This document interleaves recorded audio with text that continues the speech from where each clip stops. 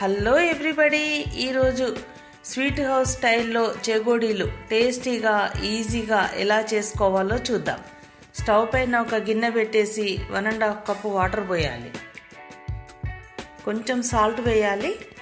ఆ తర్వాత ఒక 1/2 టీ స్పూన్ ఓమా, కొంచెం పసుపు, కొంచెం కారం ఇవన్నీ వేసేసుకొని నీళ్లు బాగా మంచిగా మసలాలి.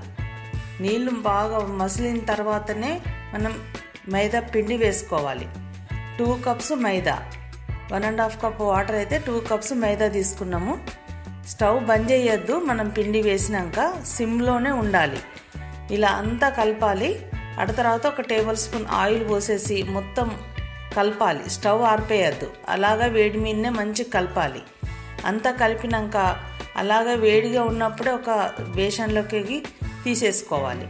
వేడి మీదనే ఇది కలపాలి. వేడి చల్లారితే మాత్రం అసలు కలుసుకోదు. ఇదంతా వేడి మీదనే కలపాలి. చేతు కాలుతుంటుంది.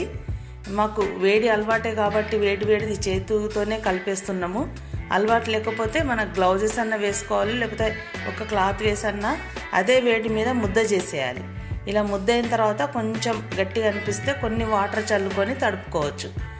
ఇలాంటి మురుకుల గొట్టంలో ఇలాంటి బిస తీసుకొని మురుకుల గొట్టంలో పిండిని పెట్టేసుకొని ఇట్లా పొడుగుగా ఒత్తుకోవాలి. ఇలా ఒత్తేసినాక ఇట్లా పొడుగా వస్తాయి కదా, అలా రింగుల్లాగా చుట్టుకోవాలి. ఇట్లా అన్నీ చుట్టి పెట్టుకోవాలి. ఆ తర్వాత మూకుడు పెట్టేసి ఆయిల్ పోసేసి ఫుల్ ఫ్లేమ్ పైనే ఇవి వేసేయాలి.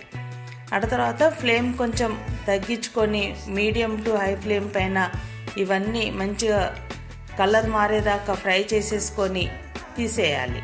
మళ్ళీ అదే నూనెలో మిగతాయి కూడా వేసేసుకోవాలి. ఒకటేసారి ఎక్కువ వేసేయద్దు. ఎక్కువ వేస్తే ఒకటి అంటుకొని విచ్చిపోతుంటవి.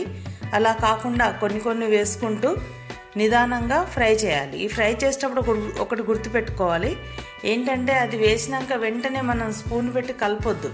అంటే కలిపితే అట్లా విడిపోతాయి. 1 నిమిషం తర్వాత మెల్లగా స్లోగా కలపాలి.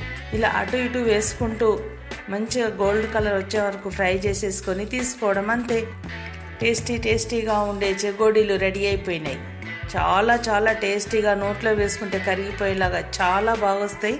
తప్పకుండా ఇంట్లో ఈ స్వీట్ హౌస్ స్టైల్ చెగోడీలను చేసుకొని ఎంజాయ్ చేయండి. ఈ వీడియో నచ్చితే లైక్ చేయండి, షేర్ చేయండి, సబ్స్క్రైబ్ చేయడం మాత్రం మర్చిపోకండి.